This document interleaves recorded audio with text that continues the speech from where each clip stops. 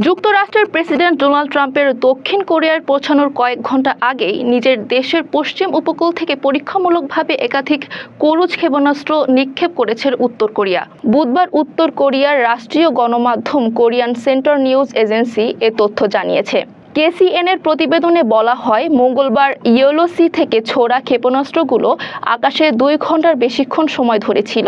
উত্তর কোরিয়ার শীর্ষ সামরিক কর্মকর্তা পাক জং চন এর তদারকি করেন। তিনি এটিকে দেশের পারমাণবিক প্রতিরোধ ক্ষমতা আরও শক্তিশালী করার ক্ষেত্রে একটি গুরুত্বপূর্ণ সাফল্য বলে উল্লেখ করেন। পাক জং চন আরও জানান, বিভিন্ন কৌশলগত আক্রমণাত্মক অস্ত্রের নির্ভরযোগ্যতা যাচাই এবং শত্রুদের কাছে তাদের সক্ষমতা প্রদর্শন করাই এই উৎক্ষেপণের মূল উদ্দেশ্য ছিল।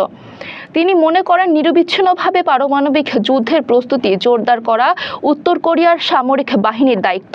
বিশ্লেষকেরা বলেছেন, প্রেসিডেন্ট ট্রাম্পের দ্বিতীয় মেয়াদে কোরীয় উপদ্বীপ সফরের ঠিক আগে এই ক্ষেপণাস্ত্র উৎক্ষেপণের কোনো কাকতালীয় ঘটনা নয়। ট্রাম্প তার সফরকালে উত্তর কোরিয়ার সর্বোচ্চ নেতা কিম জং উনের সঙ্গে দেখা করার আগ্রহ প্রকাশ করলেও পিয়ংইয়ং আনুষ্ঠানিকভাবে তাতে সাড়া দেননি।